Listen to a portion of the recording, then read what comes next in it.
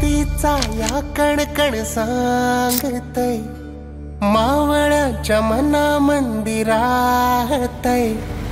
आमच्या या जीवाची आस आमचं राज, आभाळाला भिडला ह्यो झेंडा बघा आज।